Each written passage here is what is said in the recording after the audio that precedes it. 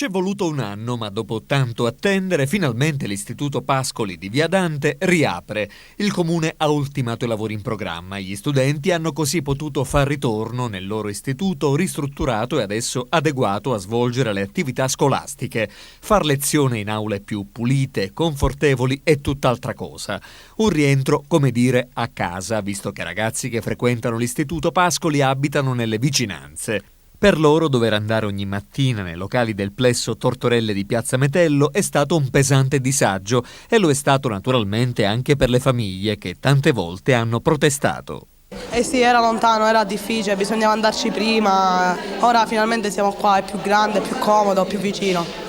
Siamo molto contenti di essere ritornati in questa scuola anche perché i locali sono migliori e quindi anche le lezioni sono più semplici da fare.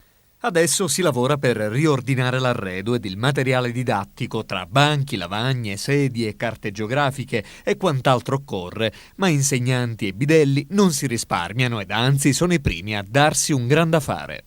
La scuola Pascoli è una scuola antica, un nome che ricordiamo tutti, forse abbiamo anche frequentato questa scuola da ragazzini e le famiglie ci tenevano tanto a ritornare in questo posto perché molti ragazzini abitano proprio da queste parti e volevano tornare. La scuola è così come l'hanno resa in questo momento, è più accettabile, più pulita. Noi siamo contenti di tornare, abbiamo lottato per farlo e siamo qui.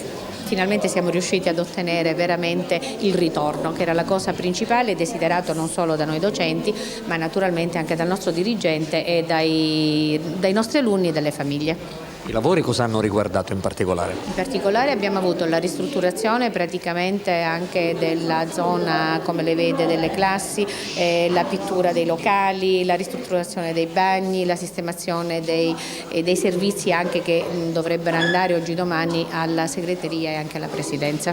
Cosa manca ancora per rendere l'istituto più funzionale? Allora, avendo fatto il trasloco da poco, certamente non tutto ancora è funzionale. La cosa più immediata sarebbero naturalmente le comunicazioni, cioè il telefono, avere qui delle attrezzature per quanto riguarda le attività scolastiche come una buona fotocopiatrice e delle attrezzature varie che riguardano non solo l'arredo scolastico, ecco, qualcosina per quanto riguarda la sala dei docenti e qualcos'altro, ma siamo qua in attesa, dico, sono delle cose che sono state già evidenziate dal nostro assessore, il dottore Renato Bruno, e quindi io penso che quanto prima tutto verrà completato.